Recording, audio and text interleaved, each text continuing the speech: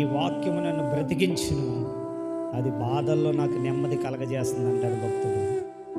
దేవుని వాక్యం విన్నప్పుడు మన బాధల్లో మనకు నెమ్మది కలగజేసేది ఏంటంటే దేవుని వాక్యం. భక్తుడు అంటాడు ఇంకొక వాక్యంలో, నీ వాక్యం వెల్లడి తోడని వెలుగు కలుగును, అది తెలివి లేని వారికి తెలివి పుట్టించును అంటాడు.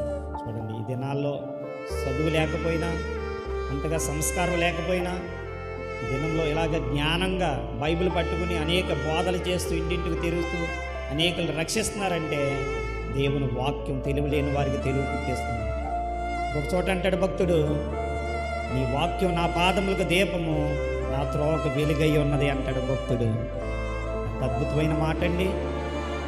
దేవుని వాక్యం వింటూ లూదియా స్త్రీ తన హృదయాన్ని తెరవబడితే, లూది యొక్క హృదయం తెరవబడినప్పుడు చూడండి, లూదియా స్త్రీ తన